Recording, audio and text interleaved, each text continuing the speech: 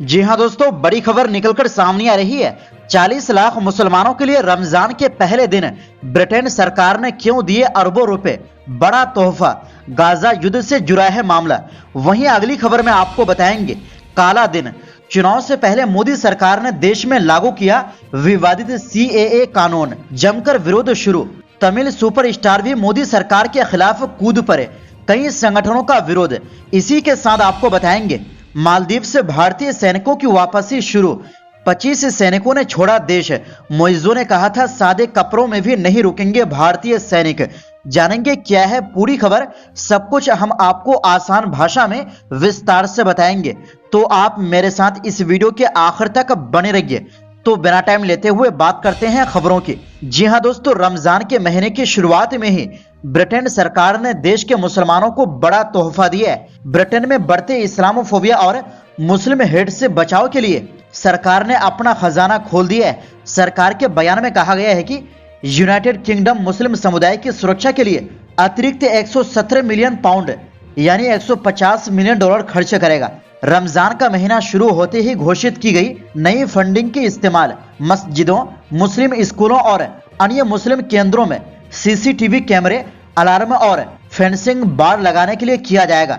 सरकार ने यह कदम गाजा युद्ध के बाद से ब्रिटेन में बड़े मुसलमानों के खिलाफ नफरत के मामलों के बाद उठाया है। बता दें कि ब्रिटेन में 40 लाख मुसलमान रहते हैं।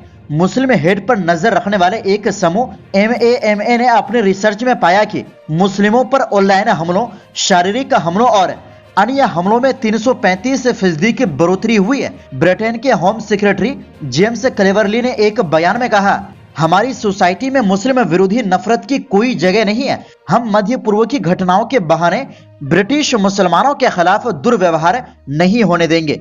उन्होंने ये भी बताया कि हमारे प्रधानमंत्री ने यह साफ किया है कि हम ब्रिटेन के मुसलमानों के साथ खड़े हैं। हमने ये फंड उस वक्त जारी किया है जब इसकी बेहद जरूरत है।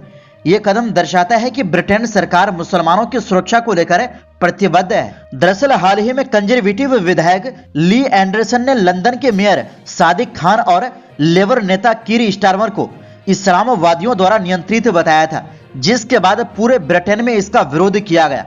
हालांकि PM सुनक ने एंडरसन की टिप्पणियों को अस्वीकार्य बताया था और सस्पेंड कर दिया था, लेकिन उनके आलोचकों का कहना है कि प्रधानमंत्री ने विशेष रूप से इस्लामोफोबिक टिप्पणियों की निंदा नहीं की है।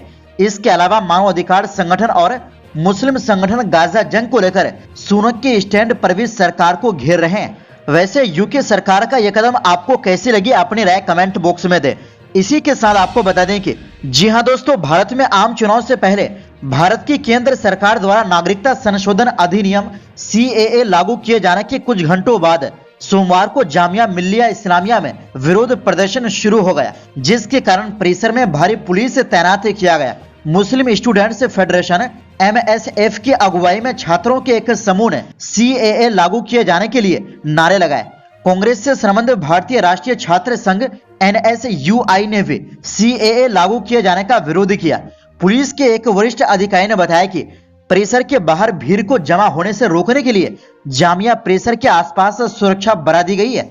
जामिया के कार्यवाहक कुलपति इकबाल हुसैन ने कहा कि हमने परिसर में किसी भी तरह के आंदोलन को रोकने के लिए सुरक्षा व्यवस्था कड़ी कर दी है। परिसर के पास छात्रों या बाहरी लोगों को CAA के खिलाफ किसी भी तरह का विरोध प्रदर्शन करने की अनुमति नहीं दी जाएगी। NSUI की जामिया इकाई ने एक बयान में कहा कि NSUI जामिया मिल्लिया इस्लामिया असंवैधानिक CAA को लागू करने के केंद्र सरकार के फैसले के खिलाफ विरोध जताता है। जामिया NSUI के अध्यक्ष NS अब्दुल हमीद और उपाध्यक्ष दिव्या ज्योति त्रिपाठी ने अपना विरोध दर्ज कराने को लेकर संविधान की प्रस्तावना पढ़ने के लिए एक कार्यक्रम का आयोजन भी किया। आपको बता दें कि भारत सरकार के इस कदम को अल जजीरा ने काला दिन बताया है और उन्होंने ये भी बताया कि चुनाव से पहले मोदी सरकार ने यह कदम उठाया है जो मुसलमानों के साथ नागरिकता देने में भेदभाव करते हैं। वहीं सोमवार की शाम को CAA नोटिफिकेशन जारी होने के बाद रात से ही केरल में विरोध प्रदर्शन शुरू हो गया है। केरल में अलग अलग प्रोटेस्ट किया गया। राज्य के मुख्यमंत्री ने ऐलान करते हुए कहा कि केरल में नागरिकता संशोधन अधिनियम 2024 यानी CAA लागू नहीं किया जाएगा। दरअसल CAA लागू होने के बाद केरला में सोमवार रात से ही विरोध प्रदर्शन शुरू हो गया है। कांग्रेस के यूथ विंग NSUI ने कोच्चि और तिरुशूर रेलवे स्टेशन पर ट्रेन रोककर CAA के खिलाफ प्रदर्शन किया। पुलिस ने इन सभी प्रदर्शनकारियों को ट्रैक से हटाया। सत्तारूढ़ CPM के यूथ विंग DYFI ने कोझिकोड में विरोध मार्च किया और फ्रेटर्निटी पार्टी के समर्थकों ने भी कोझिकोड में अचानक प्रोटेस्ट कर दिया। इस पर पुलिस ने हल्का बल प्रयोग कर प्रदर्शनकारियों को हिरासत में ले लिया। यही नहीं, असम में भी कई संगठन इसका विरोध कर रहा है और वे देश के कई हिस्सों में सरकार के इस कदम का जमकर विरोध हो रहा है। यही नहीं, तमिल एक्टर और तमिलागा विक्ट्री कजमज टीवी के प्रमुख थलपति विजय ने इस पर अपनी नाराजगी जाहिर की है। सोमवार को लागू हुए CAA को लेकर उन्होंने केंद्र पर निशाना साधा और कहा कि इसे लागू करना स्वीकार्य नहीं है। सोशल मीडिया एक्स पर विजय ने लिखा, भारतीय नागरिकता संशोधन अधिनियम 2019 CAA जैसे किसी भी कानून को ऐसे माहौल में लागू करना स्वीकार्य नहीं है जहां देश के सभी नागरिक सामाजिक सद्भाव के साथ रहते हैं। उन्होंने तमिलनाडु सरकार से यह सुनिश्चित करने का भी अनुरोध किया कि कानून तमिलनाडु में लागू ना हो। वैसे क्या आप इस कानून का समर्थन करते हैं या विरोध? अपनी राय कमेंट बॉक्स में दें। अगर आप भी इसके खिलाफ है तो इस वीडियो को लाइक करके शेयर कर दें और अपना समर्थन दिखाएं। इसी के साथ आपको बता दें कि जी हां दोस्तों, भारत ने मालदीव में मौजूद अपने सैनिकों को निकालना शुरू कर दिया है। मालदीव के मीडिया मिहारू अखबार के मुताबिक अद्दू आइलैंड पर मौजूद भारत के 25 सैनिक अब देश छोड़कर जा चुके हैं। मिहारू ने अपनी रिपोर्ट में दावा किया है कि मालदीव के नेशनल डिफेंस फोर्स MNDF ने उन्हें इसकी जानकारी दी है। हालांकि भारत या मालदीव की तरफ से अब तक आधिकारिक तौर पर इसकी पुष्टि नहीं की गई है। इससे पहले 29 मई को मालदीव में भारतीय सैनिकों को रिप्लेस करने के लिए 26 टेक्निकल कर्मियों का पहला बैच मालदीव पहुंच गया था। भारत के विदेश मंत्रालय के प्रवक्ता रणधीर जायसवाल ने इसकी जानकारी दी थी। भारत और मालदीव के बीच हुए समझौते के तहत भारतीय सैनिक 10 मई तक देश लौट आएंगे। MNDF ने कुछ दिन पहले घोषणा की थी कि मालदीव में मौजूद भारत के हेलीकॉप्टर का कंट्रोल मालदीव की सेना के पास होगा। हेलीकॉप्टर को ऑपरेट करने वाला क्रू भी मालदीव के रक्षा मंत्रालय के नेतृत्व में काम करेगा। वहीं राष्ट्रपति मुइज्जू ने कहा था कि 10 मई के बाद मालदीव में कोई भी भारतीय सैनिक नहीं रहेगा।